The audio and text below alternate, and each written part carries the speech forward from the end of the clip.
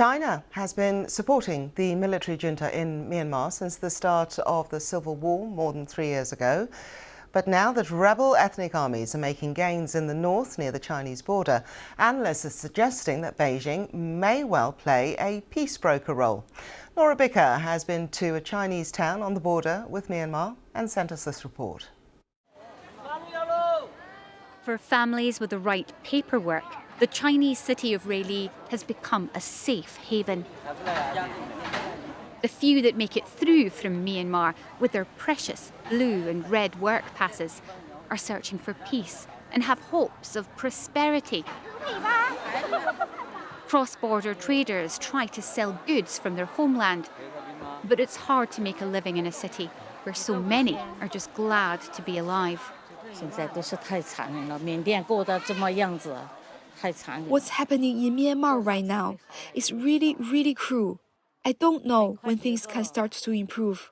I hope some decent people can tell all sides to stop fighting, so the ordinary people can suffer less.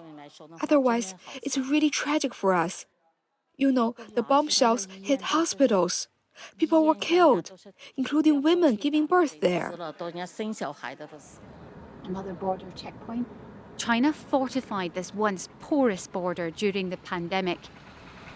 But higher walls can't protect it from Myanmar's brutal civil war.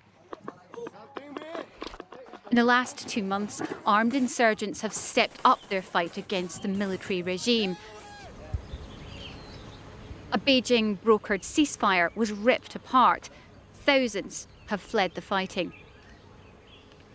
Much of the land you see behind me, these vast swathes of northern Myanmar, are no longer ruled by the country's military regime. Instead, they've been taken by armed ethnic groups who also control major ports and major cities. Now, this is a critically important trade route to China, which is now having to grapple with this conflict on its doorstep. It is the only major country with the power, with the influence, to help end this crisis in Myanmar.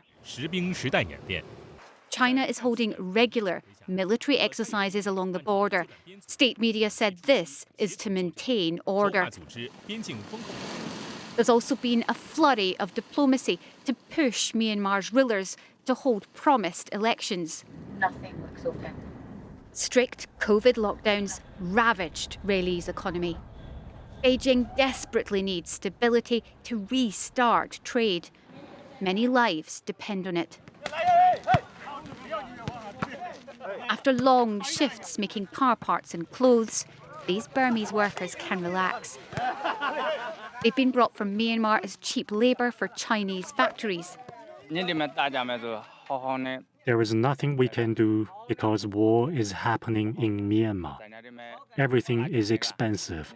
Everywhere there is a battle going on, and everyone has to run because of war. Their work here comes with conditions. Their movements are often restricted.